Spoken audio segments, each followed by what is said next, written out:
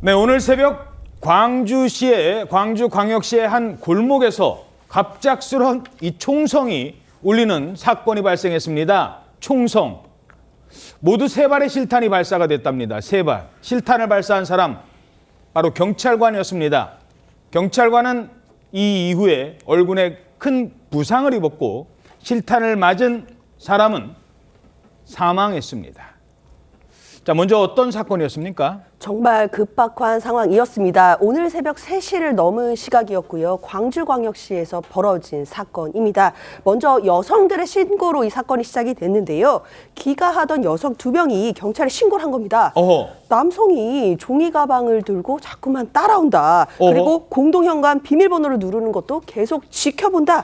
이렇게 경찰에 도움을 요청한 겁니다. 저렇게 저기 빨간 따라가네요, 동그라미 지금. 안에 종이 가방을 들고 따라가는 남성이 보이죠. 예. 자, 이러니까 순찰을 하던 경찰관들이 종이 가방 들고 있는 50대 남성 발견한 겁니다. 그래서 잠깐 멈춰달라 이렇게 요청을 했는데 예. 이때부터 상황이 정말 급박해집니다. 왜요? 남성이요, 돌연 저 종이 가방 안에서 흉기를 꺼내서 경찰관을 공격했습니다. 아, 저 종이 가방 안에는 흉기가 이미 준비를 하고 나타났다는 겁니다. 그리고 여성을 쫓아간 거예요. 그러더니 경찰관이 잠깐 멈추세요 했더니 출동한 경찰관을 향해서 흉기를 휘둘러요? 네, 맞습니다. 남성이 흉기로 공격을 하자 경찰이 테이저건을 발사했는데 두꺼운 겨울 외투땀에 저런 식으로 지금 경찰한테 막 이렇게 흉기로 위협을 하고 있는 겁니다. 네. 그리고 심지어 공격까지 했고요. 그렇네요. 근데 테이저건은 이제 외투 때문에 빗나갔고 그랬는데도 이제 테이저건을 발사했는데도 이 남성은 공격을 멈추지 않았습니다. 어허. 흉기에 공격당한 경찰은 이제 권총을 꺼내서 공포탄을 발사하면서 또 범행 중단을 경고했지만 예. 이 남성은 멈추지 않고 공격을 이어갔습니다.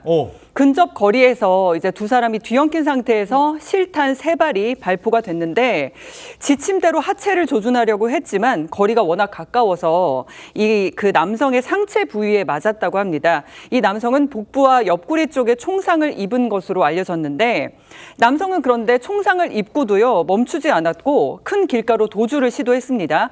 20m가량 도주하다가 지원 요청을 받고 출동한 다른 경찰이 쏜 테이저건을 맞고 제압당했습니다.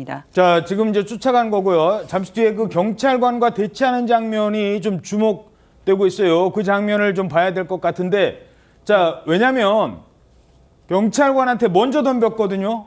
자, 멈추세요라고 했는데 저 흉기 안에, 자, 그리고 저 장면입니다. 경찰관이 뒷걸음질 치는 거예요. 지금 쫓아오는 사람이 저 흉기 난동범입니다. 저 흉기를 갖고 있었던 사람이에요. 자, 저 상태에서 제압이 된 게 아니라 테이저건을 쐈는데도 빗 맞았고 결국은 그랬다고 경찰관한테 흉기를 갖고 휘두르고 지금 뒷걸음질 치면서 지금 달아나고 있고 경찰관이 쫓아가고는 있습니다만 나중에는 경찰관에게 막 덤비고 있거든요. 흉기를 들고 그래서 쏘았다는 거예요. 자, 결국은 총상을 입고도 달아납니다.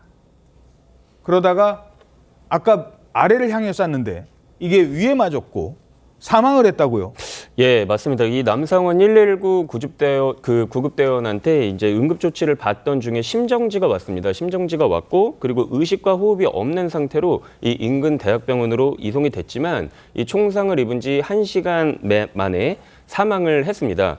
그리고 이 남성이 휘두른 흉기에 얼굴을 공격당한 이 경찰도 큰 부상을 입고 이제 호송이 됐는데요. 다행히 응급수술을 했고 큰 생명에는 지장이 없는 걸로 나타났습니다. 자, 일단 경찰관이 쏜 총에 지금 사람이 숨졌기 때문에 이게 지금 논란이 되는 겁니다. 그런데 그냥 뭐 멀쩡한 사람 당연히 아니었겠죠. 경찰관에게 공격을 하려고 했고 흉기까지 들고 있었고 경찰관은 뒷걸음질 치면서 멀리 떨어져 있었습니다. 그런데도 쫓아왔던 거예요. 이게 이제 논란이 될 것 같아서 이거 수사하기 쉽지 않을 것 같은데 이렇게 어떻게 해야 돼요? 그렇습니다. 일단 그 사망한 피해자를 부검을 해야 되는데 아마 부검은 내일부터 실시될 예정인데요.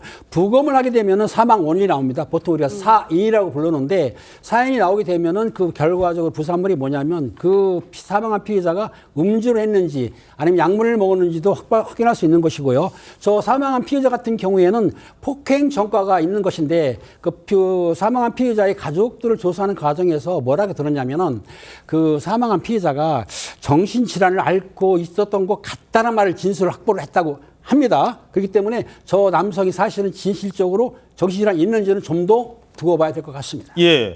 이제 그건 근데 나중에 안 거고 출동한 경찰관 입장에서는 지금 흉기를 들고 나한테 막 지금 막 계속 공격을 하고 있는데 그럼 어떻게 해야 될 것이냐.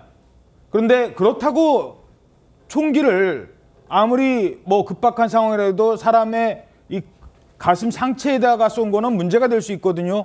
이 논란 어떻게 보세요? 그렇습니다. 이제 전문가들이 말하기는 사실상 경찰관한테 흉기를 들고 공격한 것에 대해서는 경찰관이 고위험 물리력이라고 합니다. 즉 총기를 사용할 수 있는 그런 치명적인 공격이라고 보고 있어요, 대부분이. 자, 그런데 그 경찰 관계자는 또 뭐라고 하냐면은 총기 사용이 적절했는지 지금까지는 하지만 정확히 총기 사용 경위를 조사해가지고 적절한 조치를 취하겠다라고 말씀을 하고 있고요. 근데 일각에서는 그런답니다. 아니 적법한 물리력 사용을 했는데도 사람이 사망했으니까 대형 문제가 있지 않겠냐 이렇게 비난 가능성이 나올 수도 있지만 작년에 보게 되면은 그 광주에서 살인미수 피의자를 검거하는 과정에서 권총은 아닙니다. 테이저건을 쐈는데 그만 그 피해자가 사망하고 말았어요. 당시에도 이런 논란이 있었지만은 경찰에서 조사한 결과 뭐 문제가 없다. 관련자를 문책하지 않았는데 제일 중요한 거.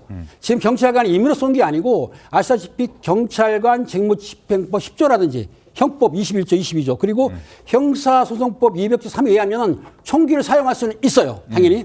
하지만 그 우리가 쏠 때 보통 하체를 쏘거든요. 근데 제가 보기에는 저런 경우에는 긴급하고 위험하니까 아마 하체를 조정을 했지만은 사실상 상체를 맞았고 그 사망한 것으로 아는데 아무 지나다 보면은 결과적으로 조사를 하다 보면은 정확히 사건 경위가 나올 거로 봅니다.